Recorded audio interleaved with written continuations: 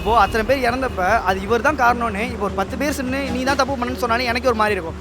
லட்சக்கணக்கான மக்களும் அவங்க டிஎம்கே சைடு மொத்தவங்க எல்லாம் பாலிடிக்ஸில் உள்ள எல்லாருமே வந்து அவர் டார்கெட் பண்ணால் அவர் என்ன தான் பண்ணுவார்? நம்ம ஒரு ஆளால் தான் வாங்கி கொடுத்த மாதிரி அந்த அம்மா பேசிட்டாங்க. அப்போ போராடினவங்களாம் லட்சக்கணக்காக கோடிக்கணக்காக அப்படியே குழந்தைய குட்டிமா ராவிக்கும் பகலுக்கும் அங்கே இருந்தவங்களாம் அப்போல்லாம் அவங்களாம் போராடலையா? நீ மட்டும் தான் போராடலையா? விஜய்க்கு வந்து ரிப்ளை கொடுக்குற மாதிரி ஜூலி வந்து ஒரு வீடியோ பதிவு பேக் டு பேக் கொடுத்துட்டு இருக்காங்க. அதை பார்த்தீங்களா? பார்க்கும்போது என்ன தோணுச்சு? பார்த்துருந்தேன் ப்ரோ. ஏன்னா ஜூலி அக்கா பேசுறது வந்து கரெக்ட் தான். பட் எப்படி சொல்கிறதுனா அவங்க மட்டும் அந்த கிரெடிட் எடுத்துக்கக்கூடாது. ஏன்னா அவங்க கூட போனாங்க, 7000 பேர் இருக்காங்க, நிறைய லட்சக்கணக்கான பேரில் போராடினாங்க. பட் அவங்களும் இதை பார்த்துருப்பாங்க அந்த வீடியோவை. அவங்க அந்த மக்களும் வந்து நாங்கள் இந்த மாதிரி வீடியோ போட்டோம், நீங்கள் ஏன் இந்த மாதிரி பேசுகிறீங்க, ஜல்லிக்கட்டை பற்றி பேசுகிறீங்க, கிரெடிட் எங்களுக்கு தானே சொல்லலாம். ஏன் ஜூலி மட்டும் சொல்கிறாங்கன்னு தெரில. ஏன்னா அவங்க சோஷியல் மீடியாவில் லைன்லேயே இல்லை. மொத்தம் அவங்க வந்து ஜல்லிக்கட்டுன்னு ஒரு விஷயத்தை பேசுறதுனால ஜூலி இன்டர் ஆகி அவங்க வந்து நாங்கள் தானே இது பண்ணோம், அதனால் ஃபுல் கிரெடிட் எங்களுக்கு தான் வேணும் அப்படிங்கிற மாதிரி அவங்க பேசுகிறாங்க. இந்தமாரி தேவையில்லாமல் அவங்களே வந்து இது பண்ணி இன்வால்வ் ஆகிக்கிறாங்க. ஏன்னா ஜூலிக்கு சம்மந்தமே கிடையாது.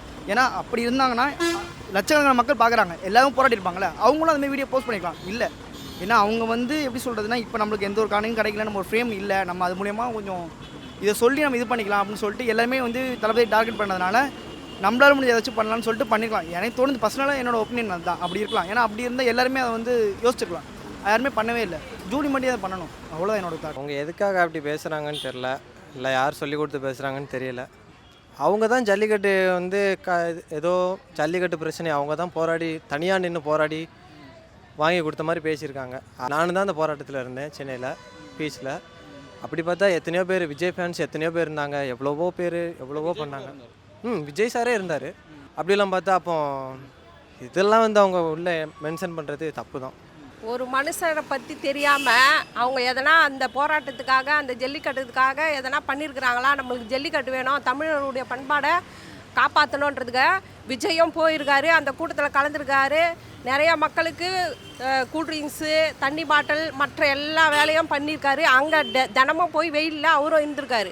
அதை பற்றிலாம் பேசாமல் நீங்கள் ஏன் புல்லுக்கட்டை காட்டினீங்க, ஜல்லிக்கட்டை பற்றி ஏன் பேசுனீங்க, ஜல்லிக்கட்டுக்கு என்னால் போராட முடியாதுன்னு சொல்லுறது ரொம்ப பெரிய தப்பு. அந்த அம்மா தனிப்பட்ட முறையில் எப்படி அப்படி பேசலாம்? ஆமாம், இந்த அம்மா ஒரு ஆளால் தான் வாங்கி கொடுத்த மாதிரி அந்த அம்மா பேசிட்டாங்க. அப்போ போராடினவங்களாம் லட்சக்கணக்காக கோடிக்கணக்காக அப்படியே குழந்தைய குட்டிமா ராவிக்கும் பகலுக்கும் அங்கே இருந்தவங்களாம் அப்போல்லாம் அவங்களாம் போராடலையா? நீ மட்டும் தான் போராடலையா? நீ போராடினன்றதுக்காக நீ எத்தனை லட்சம் செலவு பண்ணுறதுக்காக ஒரு ஆதாரம் காட்டு பார்க்கலாம். காட்ட முடியாதுல்ல. வாய்க்கு வந்ததெல்லாம் பேசி விட்டு போயிடலாமா? அந்த போராட்டத்தில் நாங்கள் தான் கலந்தோம், நாங்களாம் பேசிடலாமா? நான் தான் வாங்கி கொடுத்தேன் அப்படின்னு சொல்லிட்டு நீ எப்படி பேசலாம்? நீ போராட்டத்துக்கே போயிருந்தா கூட இன்னொருத்தரை வந்து நீங்கள் போராட்டத்தை பற்றி, ஜல்லிக்கட்டை பற்றி, மாடை பற்றி, புள்ளக்கட்டை பற்றி நீங்கள் பேசக்கூடாதுன்னு நீங்கள் எப்படி சொல்லலாம்? தெரியாமல் நீ எப்படி சொல்லலாம்? தெரிஞ்சிருந்தாலும் பரவாயில்ல, தெரியாமல் நீ எப்படி பேசின்னு இருக்கிற? சொல்லு. ஃபர்ஸ்ட் ஆஃப் ஆல் ஜூலி வந்து இத்தனை நாள் வெளி உலகத்துக்கு தெரியல. இத்தனை நாள் ப்ரோக்ராம், இதுக்கு முன்னாடி ப்ரோக்ராம் இருந்துச்சு, வெளி உலகத்துக்கு தெரிஞ்சாங்க. இப்போ வந்து எதுவுமே தெரியல. அதுக்கு ஃபாலோ பண்ணுற ஆளுங்களும் கம்மியாயிட்டாங்க. லைக்ஸ் எதுவுமே வருதில்லை. இன்ஸ்டாவில் ஆக்டிவேட்லேயே இல்லாமல் போயிடுச்சு. இது இப்போ திரும்ப அது லைக்ஸு நம்ம வந்து இருக்கிறோம், ஜூலின்னு ஒருத்தர் இருக்கிறா, அதை காமிக்கிறதுக்கோசம் பேசுது. அதான் தெரிஞ்சுக்கணும். அதுதான் நான் என்ன சொல்கிறதுன்னா, ஜல்லிக்கட்டுக்கு நீ மட்டும் போராடல, எல்லோரும் தான் போனாங்க, எல்லோரும் போராடினாங்க. நீ மட்டும்தான் தெரிகிற மாரி இந்த டான்ஸ் ஆடி மற்றவங்களை அட்ராக்ட் பண்ணுற மாரி உள்ளே பூந்த. அதனால தான் இப்போ நீ ஃபேமஸ் ஆன, எல்லாம் ஆன. தளபதியை பற்றி பேச உனக்கு எந்த அருகதையும் இல்லை. அவர் எங்கேயோ போயிட்டார். நீ வீட்லேயே தான் இருக்கணும் இதுக்கப்புறம். நீ அவர் நடிகர், இவர் நடிகை, 2 பேரும் நடிகராக தான் தோணுச்சு. அதாவது அவ்வளோ பெருசாலாம் எஃபெக்ட் எடுக்க வேண்டியதெல்லாம் சொன்ன கருத்து எப்படி இருக்குன்னு தெரியாது. ஆனால் அவர் சொன்ன கதையில் அந்த 2 பேக்கெட்டில் புல்லுக்கட்டை வைக்கிற அளவுக்கு அவளுக்கு பெரிய பேக்கெட்டான்னு கேள்வி வரும்ல, அந்த கேள்வி எழுப்புதில்லை. அது இவங்களுக்கு அது ஒரு காமெடியாக தோணி இவங்க புரட்சி மிக்க வீரமங்கை மாதிரி போராடினதாகவும் எத்தனை பேர் அங்கே படுத்து கிடந்தாங்க, அவங்களாம் வாயே திறந்துருக்க மாட்டாங்க. மிஸ்யூஸ் மாதிரி தான் பண்ணுறாங்க. ஜூலி கலாய்க்கலாம், நேரடியாக கலாய்க்கலாம், இன்னும் வச்சு கலாய்க்கக்கூடாது. நான் தான் போராடினேன், நான் தான் பெற்று கொடுத்தேன், அதெல்லாம் சொல்லக்கூடாது. பல லட்சக்கணக்கான இளைஞர்கள் சேர்ந்து தான் பெற்று கொடுத்தாங்க ஜல்லிக்கட்டு. நீ ஒத்த ஆளெல்லாம் பெற்றுக் கொடுக்கல. கல்யாணம் ஆயிடுச்சுல, அதனால் தெம்பு வரல. எங்களுக்கு தெம்பு இருக்குது, நாங்கள் போராடிக்கிறோம், தமிழர்கள் நாங்கள் போராடிப்போம். அதை பற்றி நீங்கள் கவலைப்பட தேவையில்ல. கலாய்க்கணும்னு முடிவு பண்ணி கலாய்க்கிறீங்க ஒரு ஆளை, அது கலாயிங்க. அது நான் தனிப்பட்ட முறையில் கருத்து சொல்ல முடியாது. அதேமாதிரி அவங்களும் கலாய்க்க ஆரம்பிப்பாங்க, அதையும் வாங்கிக்கிங்க, அவ்வளோதான்.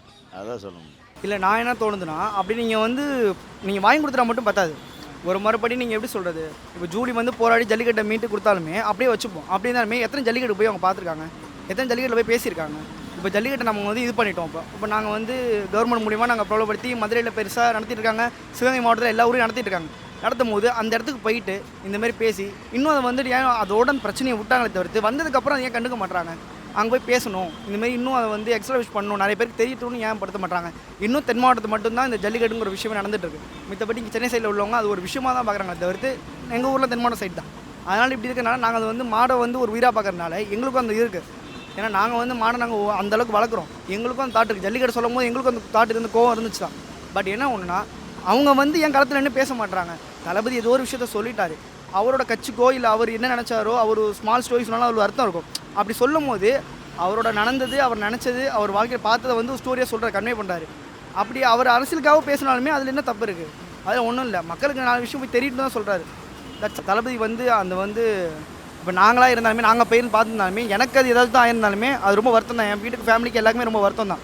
இப்போது அத்தனை பேர் இறந்தப்ப அது இவர் தான் காரணம்னு இப்போ ஒரு 10 பேர் சொன்னு நீ தான் தப்பு பண்ணுன்னு சொன்னாலே எனக்கு ஒரு மாதிரி இருக்கும். லட்சக்கணக்கான மக்களும் அவங்க டிஎம்கே சைடு மொத்தவங்க எல்லாம் பாலிடிக்ஸில் உள்ள எல்லாருமே வந்து அவர் டார்கெட் பண்ணால் அவர் என்ன தான் பண்ணுவார்? அவரோட எமோஷனலாக தான் அந்த இடத்துல சொன்னார்.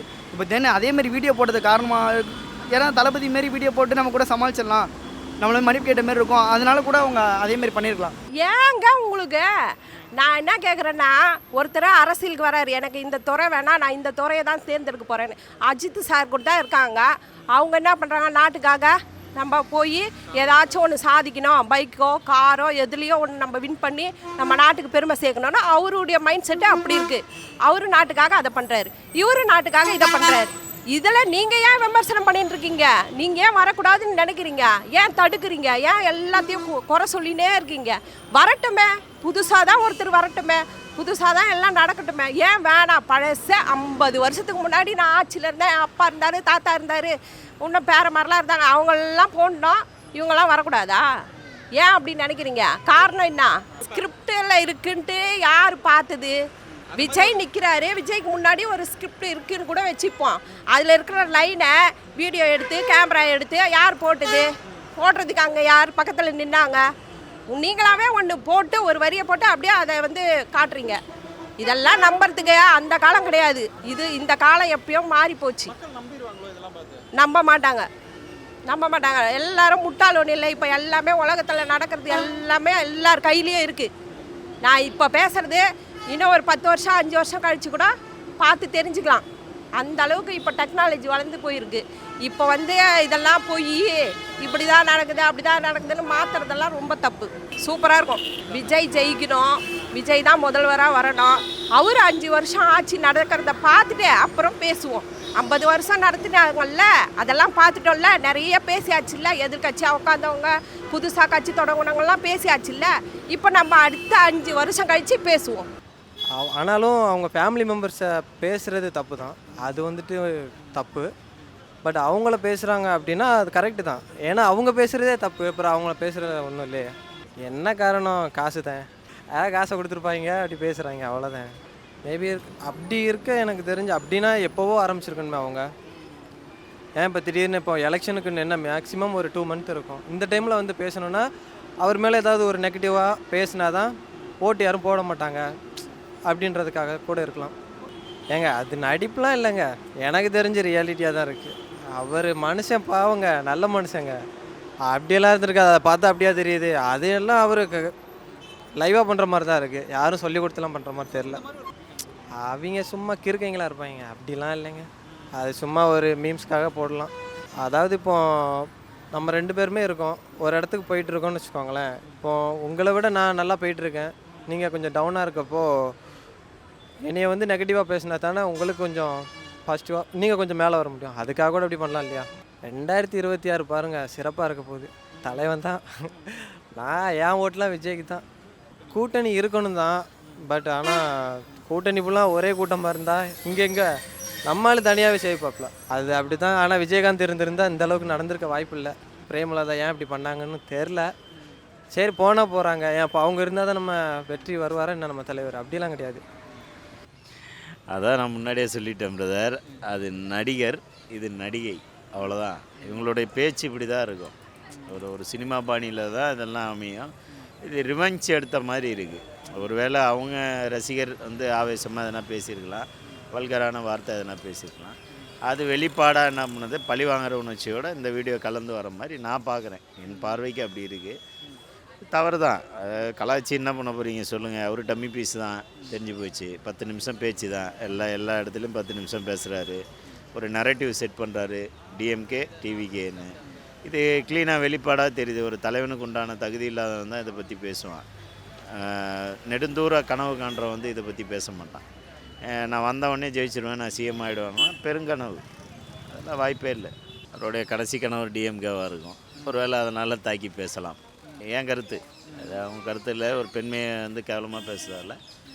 கணவர் அந்த கட்சியை சார்ந்தவராக இருக்கலாம், ஒருவேளை அப்படி கூட பேசலாம். அல்லது வெளிப்பாடாக கூட இருக்கலாம்.